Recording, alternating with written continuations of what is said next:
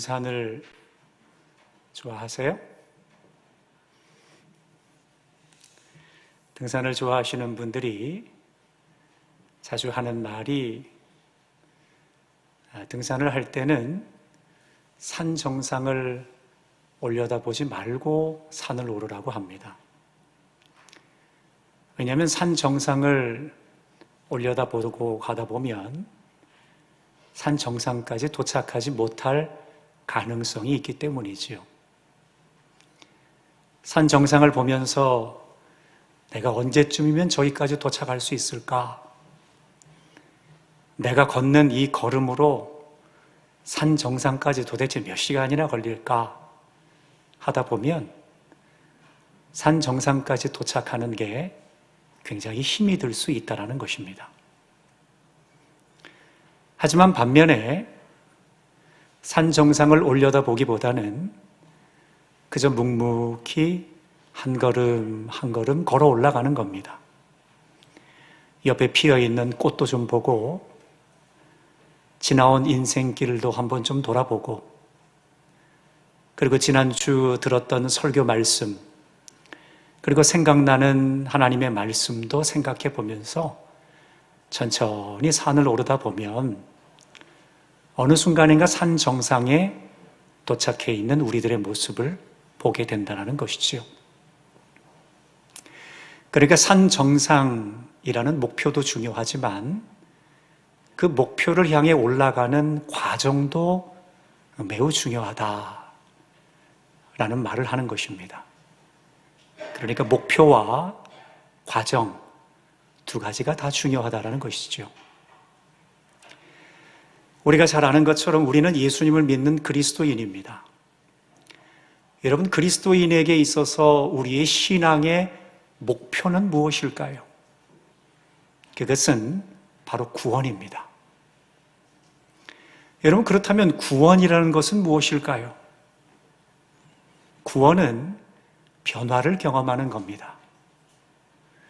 죄에 속했던 사람이 은혜 아래에 속하는 사람으로 변화되고 어둠 가운데 가득했었던 사람이 빛 가운데 있는 사람으로 변화되고 마귀에게 속했던 사람이 하나님의 자녀로 속하는 것으로 변화되고 지옥불로 들어갈 수밖에 없는 지옥에 속했던 사람이 천국 백성으로 변화를 경험하는 것, 이것이 바로 구원이라는 것입니다.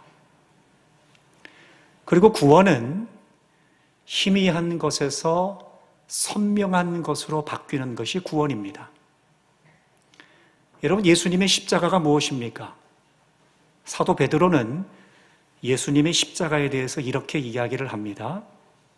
베드로전서 2장 24절에 보면 친히 나무에 달려 그 몸으로 우리 죄를 담당하셨으니 이는 우리로 죄에 대하여 죽고 의에 대하여 살게 하려 하심이라.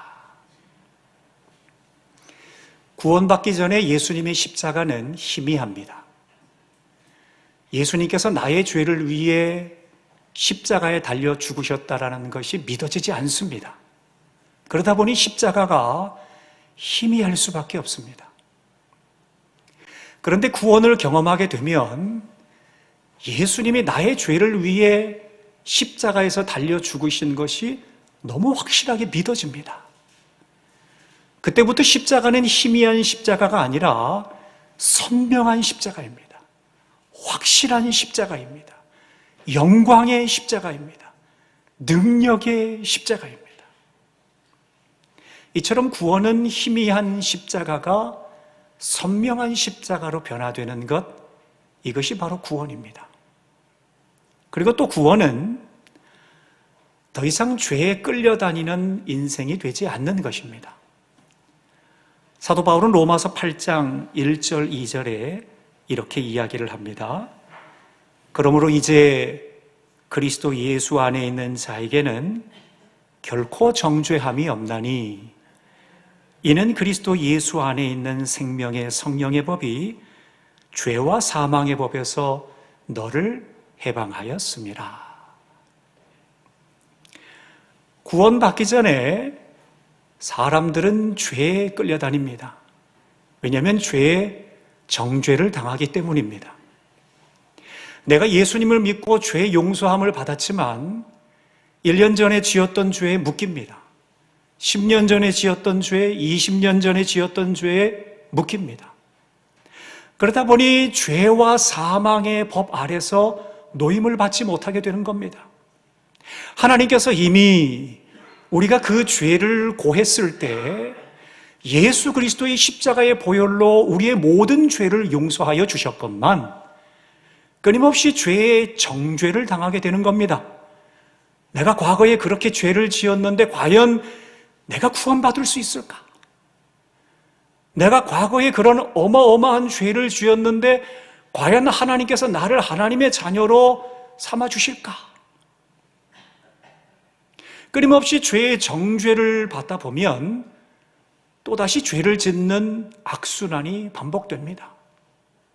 여러분, 우리가 분명히 알아야 되는 것은 우리가 죄를 주님 앞에 고할 때 우리의 모든 죄는 용서함을 받습니다. 어떤 것도. 그러나 사람과의 관계에 있어서는 시간이 필요합니다. 죄로 인하여서 생긴 사람과의 관계는 시간이 필요하지만 우리는 더 이상 죄의 종로로 타지 않고 죄의 정죄에 당하지 않고 우리의 예수 그리스도의 보혈의 피로 우리의 모든 죄는 용서함을 받았습니다. 그렇게 그 용서함의 확신을 가지고 우리는 죄의 종로로 타거나 죄의 정죄를 당하면 안 되는 것이지. 구원받은 사람은 이걸 압니다. 그렇게 죄의 종로로 타지 않습니다. 그리고 죄의 정죄 당하지도 않습니다. 내가 예수님으로 인하여 내 모든 죄가 용서함을 받은 줄 믿습니다. 그렇게 나는 이제 과거에 매이지 않고 나는 이제 거룩한 삶을 살아가겠습니다. 내가 하나님 기뻐하시는 거룩한 삶, 하나님 기뻐하시는 성결한 삶을 살아가기 위해 노력하겠습니다. 이게 구원받은 사람의 태도입니다. 사랑하는 성도 여러분, 우리의 신앙의 목표는 구원입니다. 구원은 변화되는 것입니다. 그리고 희미한 것이 선명한 것으로 바뀌는 겁니다. 그리고 죄 용서함의 확신을 가지고 죄의 종로로 타거나 죄에 정죄당하지 않고 용서함 받은 확신을 가지고 하나님의 기쁨이 되기 위해 거룩한 삶을 살아가기 위해 애를 쓰는 사람들입니다. 그러게 바라기는 저와 여러분이 구원 이전에 예수님과 관계없는 삶을 사는 모습이 아니라 구원받은 사람답게 놀라운 구원의 은총을 누리면서 살아가는 저와 여러분이 다 되실 수 있기를 우리 주님의 이름으로 간절히 축원합니다. 여러분, 이것이 우리의 신앙의 목표입니다. 자, 그러면 이제 과정을 얘기해야 됩니다. 이것이 우리의 신앙의 목표인 구원이라면 그러면 구원이라는 목표를 향해 나아가는 과정 중에 과연 우리에게 어떤 일이 일어날까? 여러분, 이것은 누구를 보면서 알 수 있냐면 예수님을 보면 알 수 있습니다. 예수님은 언제나 우리에게 모범이 되어 주십니다. 그리고 우리가 가야 할 길, 우리가 걸어갈 길, 아직 걸어가지 않았지만 앞으로 나아가야 될 길을 알려주시는 분이 바로 예수님이십니다. 여러분, 그렇다면 예수님의 사역의 목표는 무엇이었는가? 이것부터 한번 살펴봐야 됩니다. 여러분, 예수님께서 메시아의 사명을 감당하는 그 사명의 목표는 무엇이었습니까? 온 인류를 죄에서 건져주시는 것, 이것이 예수님의 사명의 목표였습니다. 그 예수님의 사명의 목표에 대해서 잘 이야기하고 있는 것이 바로 요한복음 3장 16절, 17절입니다. 우리가 너무나 잘 알고 있는 말씀이지요. 우리 이 말씀을 한번 화면을 보면서 함께 읽어보도록 하겠습니다. 시작. 하나님이 세상을 이처럼 사랑하사 독생자를 주셨으니 이는 그를 믿는 자마다 멸망하지 않고 영생을 얻게 하려 하심이라. 하나님이 그 아들을 세상에 보내신 것은 세상을 심판하려 하심이 아니요 그로 말미암아 세상이 구원을 받게 하려 하심이라. 아멘. 여러분, 이게 예수님께서 이 땅 가운데 오신 목표입니다. 예수님은 이 땅 가운데 오셔서 온 인류를 죄에서 건져주셔서 죄로 인하여 우리가 멸망의 자녀, 지옥불에 떨어지는 멸망의 자녀가 되지 않도록 하기 위해 우리에게 영생의 은총, 천국 백성의 은총을 누리도록 하시기 위해 바로 이 땅 가운데 오셨다라는 겁니다. 이게 예수님의 사명의 목표였습니다. 자, 여러분, 그러면 예수님께서 이 목표를 이루기 위해 달려가는 과정 중에 과연 어떠한 일이 일어났을까요? 우리는 이것을 통해 우리의 과정도 들여다볼 수 있습니다. 예수님께서 목표를 이루기 위해 달려갔었던 과정 중에 첫 번째 경험했던 것은 바로 오늘 본문 1절에 소개되어 있습니다. 1절에 한번 말씀을 읽어볼까요? 시작. 그때 예수께서 성령에게 이끌리어 마귀에게 시험을 받으러 광야로 가사. 예수님께서 성령을 받기 이전에 세례 요한에게 물 세례를 받았습니다.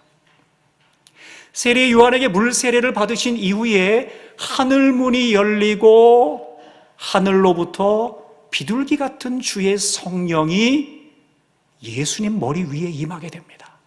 예수님께서 그것을 보셨습니다. 눈에 보이는 성령의 임재 사건이 우리 예수님 가운데 나타나게 된 것입니다. 우리 예수님은 물 세례를 받음과 동시에 성령 세례를 받았고, 그리고 성령의 충만함을 입었습니다. 자, 그리고 예수님께서는 그 성령의 충만함을 힘입어 성령께서 예수님을 광야로 이끌어내셨습니다.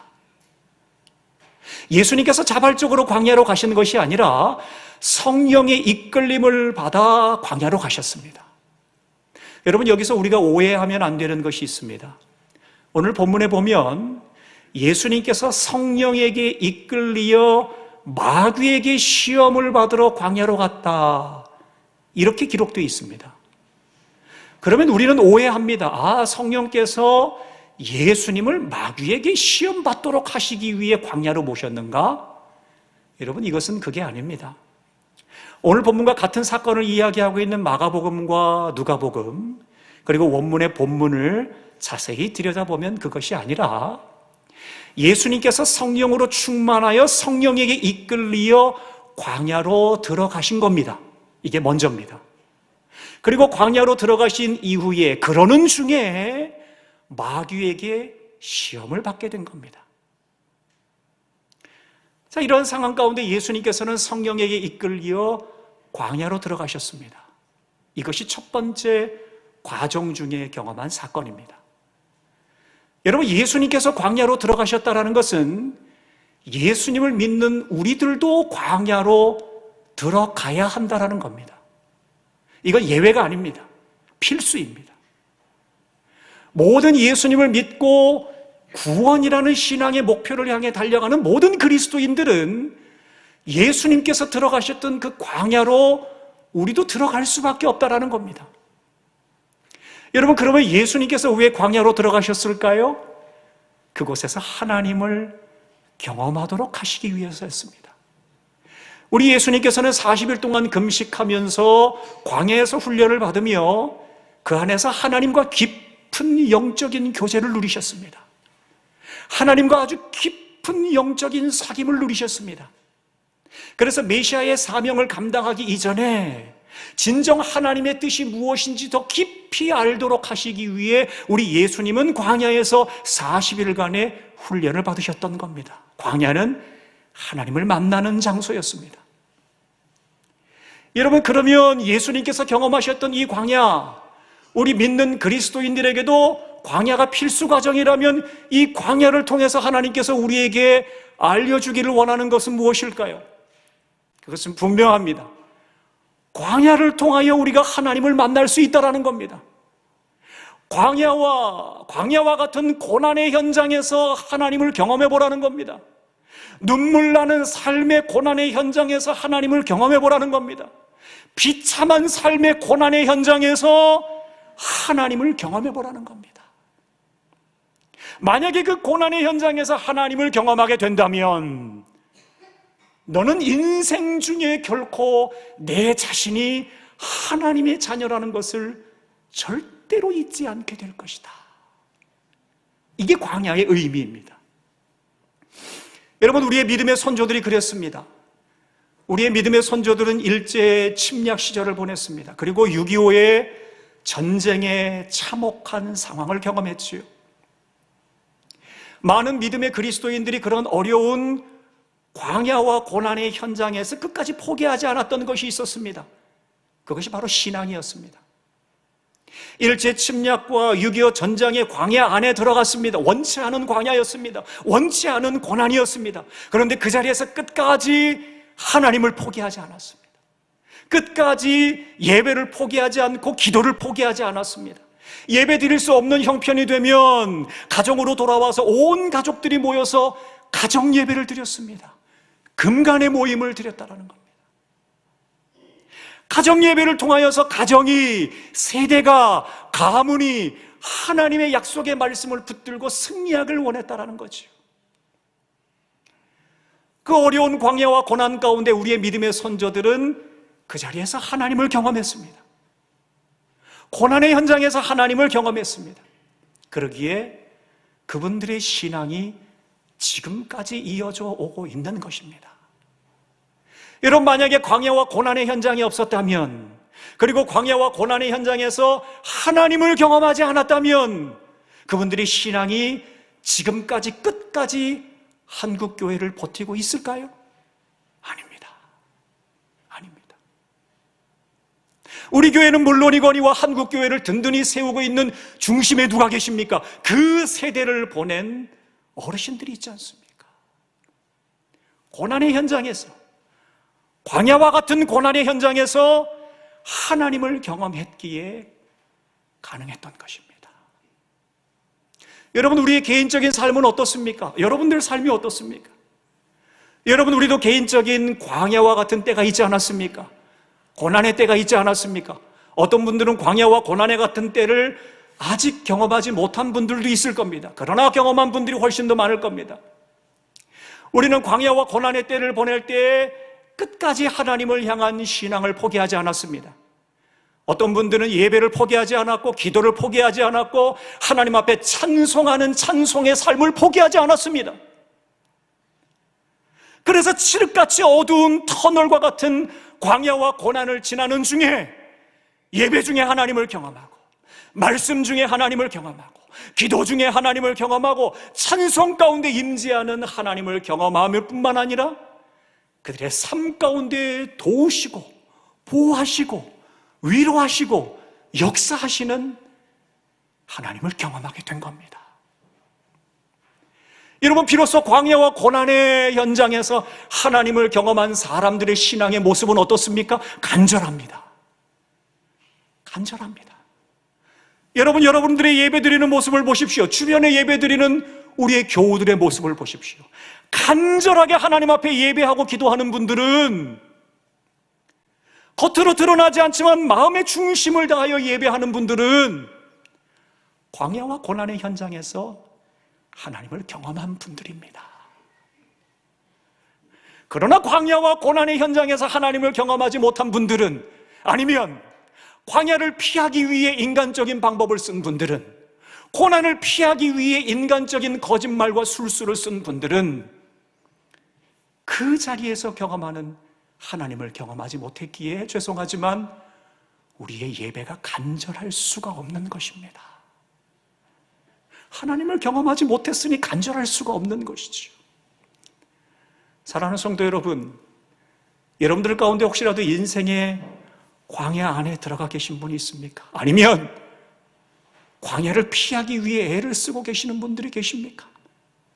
광야를 피하기 위해 인간적인 방법으로, 세상의 방법으로, 죄의 방법으로, 마귀의 방법으로 그 인생의 광야와 고난의 터널을 피하려고 애를 쓰고 계십니까? 여러분, 그러면 그것이 여러분들을 더 힘들게 만듭니다. 만약에 성령께서 여러분들을 이끄시는 거라면, 우리 예수님께서 이끄시는 것처럼 성령께서 여러분들의 삶을 인도하시는 것이라면 광야 안에 들어가십시오. 고난의 광야 안에 들어가십시오. 그럼 그 고난의 광야 안에서 하나님을 경험하게 될 줄로 믿습니다. 여러분의 가정에 어려움이 있습니까? 직장에 어려움이 있습니까? 자녀들에게 어려움이 있습니까? 건강에 어려움이 있습니까? 그 모든 어려운 광야와 고난의 현장에서 신앙을 포기하지 마십시오. 예배를 포기하지 마십시오. 기도를 포기하지 마십시오. 찬송을 포기하지 마십시오. 그럼 하나님께서 그 광야와 고난의 현장에서 마침내 여러분들 가운데 역사하여 주시는 하나님을 경험하도록 반드시 인도하여 주실 줄로 믿습니다. 그 하나님을 경험합시다. 여러분, 그 하나님을 경험합시다. 여러분, 그 하나님을 경험합시다. 그 하나님을 경험하게 되면 우리의 평생 내가 하나님의 자녀라는 것을 잊지 않게 될 것입니다. 이 놀라운 은총의 복락을 누리실 수 있기를 주님의 이름으로 간절히 축원합니다. 신앙의 목표를 향해 가는 과정 중 두 번째 사건은 우리 예수님께서 두 번째 경험하셨던 과정의 사건은 마귀에게 시험을 당하는 사건이었습니다. 오늘 본문 3절에 이와 같이 설명을 하고 있습니다. 3절 말씀 함께 읽습니다. 시작. 시험하는 자가 예수께 나와서 이르되 내가 만일 하나님의 아들이거든 명하여 이 돌들로 떡덩이가 되게 하라. 여러분, 우리가 주의해야 되는 것이 있습니다. 하나님이 존재하시는 것처럼 마귀도 존재한다라는 겁니다. 하나님이 존재한다라는 사실을 영적으로 우리가 인정하는데 어둠의 권세인 마귀가 존재한다라는 것을 인정하지 않으면 우리는 인생의 여러 가지 미혹과 유혹과 여러 가지 마음의 생각들이 일어날 때 우리는 그것이 단지 내 마음의 생각이라고 단정을 짓고 그것을 떨쳐버리기 위해 노력하지 않습니다. 그런데 이것이 마귀가 주는 시험이고 마귀에게 어려움을 당하고 있다는 것을 알게 된다면 우리는 그 자리에서 박차고 일어날 수 있는 용기를 얻을 수 있게 된다는 것이죠. 그러기에 하나님이 존재하는 것처럼 우리를 시험하는 마귀가 존재한다는 것을 우리는 분명히 알아야 합니다. 자, 오늘 마귀는 예수님에게 시험을 합니다. 내가 만일 하나님의 아들이거든, 이게 시험의 대표적입니다. 내가 만약에 하나님의 아들이거든 내 자신을 한번 증명해봐라. 이 수많은 돌들을 떡으로 만들어서 내가 하나님의 아들이라는 것을 한번 증명해봐라. 이게 마귀의 시험입니다. 여러분, 이 마귀의 시험은 우리에게 그대로 다가옵니다. 내가 만일 하나님의 자녀이거든 내가 하나님의 자녀라는 것을 증명해봐라. 기도해봐라. 예수님께서 말씀하셨지, 구하고 찾고 두드려서 기도해라. 그러면 기도가 응답받는다 그랬지. 내가 하나님의 자녀라면 그렇게 간절히 한번 기도해봐라. 그래서 기도가 응답되는 것을 통해 내가 하나님의 자녀라는 것을 증명해봐라. 기도가 응답됩니까? 우리 찬양대 지난 일주일 동안 기도 응답 받은 적 있으세요? 그럼 좀 양보해서 지난 1년 동안 기도 응답 받은 적 있으세요?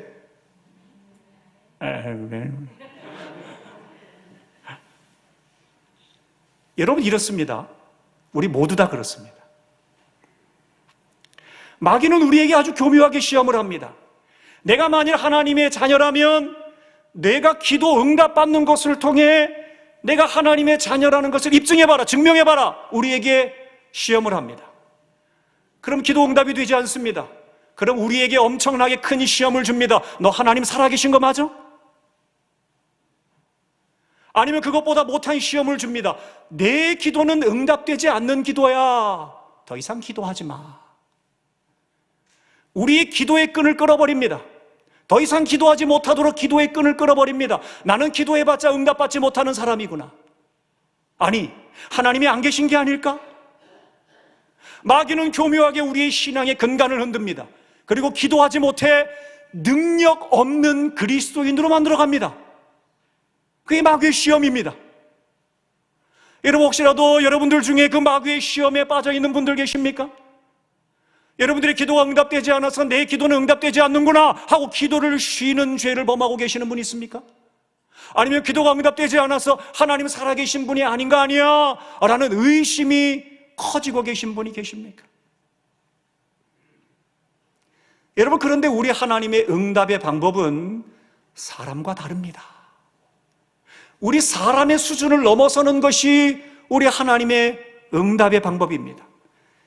예레미야 33장 3절에 우리 하나님은 예레미야를 통해 이렇게 말씀을 하십니다. 우리 한번 읽어보겠습니다. 시작. 너는 내게 부르짖으라. 내가 내게 응답하겠고 내가 알지 못하는 크고 은밀한 일을 내게 보이리라. 여러분, 우리는 기도 응답을 내 소원이 그대로 이루어지는 것이 기도 응답이라고 생각을 하지요. 그러나 하나님의 기도 응답은 아닙니다. 내가 기도하는 이 마음의 소원을 가지고 기도하지만 내가 알지 못하는, 내가 전혀 알지 못하는 크고 은밀한 응답으로 갚아주시는 분이 내 하나님이다. 그러니까 우리의 기도는 응답받지 못하는 기도가 없다라는 겁니다. 주님 앞에 엎드려 기도하기만 하면 내가 알지 못하는, 전혀 예상하지 못하는 크고 은밀한 방법을 통해 우리의 역사를 주관하여 주셔서 우리의 기도를 반드시 응답하여 주시는 분이 우리가 믿는 하나님이시라는 겁니다. 따라해 봅시다. 내 기도는 반드시 응답된다. 좀 큰 소리로 합시다. 내 기도는 반드시 응답된다. 여러분, 이게 마귀의 시험을 이기는 방법이에요. 내 기도는 반드시 응답된다. 증명할 필요가 없어요. 마귀에게 증명할 필요가 없어요. 간절히 기도하는 가운데 내가 알지 못하는 크고 은밀한 방법으로 응답해 주시는 하나님, 내가 구하는 것보다 더 크고 놀랍게 응답하여 주시는 하나님. 여러분, 이 하나님을 경험해 보셨습니까? 이 하나님을 경험해야 돼. 이 하나님. 마귀는 이처럼 우리를 시험하는 것뿐만 아니라 하나님의 자녀가 되기 위해 애를 쓰는 사람들도 시험을 합니다. 이것은 개인에게도 시험을 하고 교회에도 시험을 합니다. 우리 교회도 이 시험에 빠져들었습니다. 우리 교회는 하나님의 기쁨이 되기 위해 하나님의 자녀들이 제자 삼는 교회가 되는 것 우리 하나님 기뻐하시겠다라고 생각을 해서 제자 삼는 교회가 되기 위해 작년에 제자 훈련을 시작했습니다. 그런데 모집 과정부터 순탄하지 못했습니다. 모집 과정에서도 어려움이 있었지요. 그리고 훈련이 시작되면서 훈련생들 여러분들이 힘들고 어렵다 하는 근심이 늘어가기 시작했습니다. 그리고 어느 정도 시간이 흘러서 제자 훈련이 탄력이 붙고 재미가 생기고 이제 이렇게 하면 되겠다, 어느 정도 윤곽과 밑그림이 그려질 때쯤 우리에게 건강에 문제가 생기기 시작했습니다. 훈련을 받는 훈련생들 중에서 하나 둘 사람들이 건강의 문제로 빠지기 시작했습니다. 그러다가 결국 제자 훈련이 멈추게 되었습니다. 더 이상 할 수 없게 되었습니다. 여러분, 저는 작년과 올해 그 사건을 경험하면서 하나님의 마음을 읽을 수가 있었습니다. 하나님께서 기뻐하시는 교회, 그리고 하나님께서 기뻐하시는 성도들은 무리들이 아니라 제자들입니다. 예수님을 따라가는 제자 삼는 교회가 되는 거 하나님 기뻐하시는 건데 제자 삼는 일이 중간에 스톱됐습니다. 이거 하나님께서 이끄시는 걸까요? 성령께서 이끄시는 걸까요? 아니지요. 이것은 저는 마귀의 영적 싸움이라는 것을 알았습니다. 여러분, 마귀의 영적 싸움이라는 것은 우리의 마음에 실망을 주는 겁니다. 더 이상 못하도록 하는 겁니다. 의지를 꺾어버립니다. 제자 삼는 교회 포기해라. 그냥 하는 대로 해라. 그러게 저는 이것이 마귀와의 영적 싸움이라는 것을 알았기에 이 싸움은 반드시 이겨야 된다 라는 것을 알게 되었습니다. 그렇게 저는 반드시 이길 겁니다. 제가 이기는 것뿐만 아니라 우리 교회 역시 마찬가지로 반드시 승리하게 될 줄로 믿습니다. 여러분, 그러기 위해 이것은 목회자인 저 혼자만의 기도로 되는 것이 아닙니다. 저 혼자만의 능력으로 되는 것이 아닙니다. 우리 온 교우들이 마음을 합하여 기도할 때만이 우리는 마귀와의 영적 싸움 가운데 반드시 이기게 될 줄로 믿습니다. 여러분, 이것이 예수님께서 경험하신 두 번째 과정이었습니다. 사랑하는 성도 여러분, 우리는 신앙의 목표인 구원을 향해 나아갑니다. 그 구원의 삶은 세상이 줄 수 없는 기쁨이요 평안이요 놀라운 능력을 맛보는 것입니다. 이 목표를 향해 가는 과정 중에 우리는 여러 가지 과정들, 사건을 만나게 될 것입니다. 그 첫 번째 과정은 광야가 기다리고 있을 겁니다. 사랑하는 여러분, 광야를 두려워하지 마십시오. 우리 눈에 보기에는 고난입니다. 우리 눈에 보기에는 광야입니다. 그러나 하나님의 눈에 봤을 때 그 광야는 반드시 축복인 줄로 믿습니다. 광야를 통해 하나님께서 우리는 하나님을 경험하게 될 줄로 믿습니다. 그 광야의 현장 안에 들어가 하나님을 경험하게 되는 과정을 겪을 겁니다. 그리고 우리는 두 번째 과정의 사건인 마귀의 시험을 때를 지나가게 될 겁니다. 여러분, 마귀의 시험의 때를 지나갈 때 혹시라도 시험으로 인하여 주눅들어 넘어져 있습니까? 여러분들 지금이 혹시 시험의 때를 보내고 있습니까? 아니면 시험 이전의 때를 보내고 있습니까? 만약에 시험을 아직 경험하지 못했다면 기도함으로 준비하십시오. 만약에 시험으로 인하여 넘어져 있다면 다시 한번 일어나십시오. 끝까지 다시 한번 일어나십시오. 하나님께서 기뻐하실 만한 믿음의 사람으로 다시 한번 일어나실 수 있기를 바랍니다. 그래서 바라기는 저와 여러분이, 그리고 우리 대구 서강교회가 구원을 향해 가는 목표를 향해 나아가는 가운데 광야라는 과정도 뛰어넘고 마귀의 시험이라는 과정도 뛰어넘어서 하나님께서 기뻐하시는, 그리고 하나님의 은총과 능력을 경험하게 되는 귀한 주의 사람들로 든든하게 설 수 있게 되기를 우리 주님의 이름으로 간절히 축원합니다.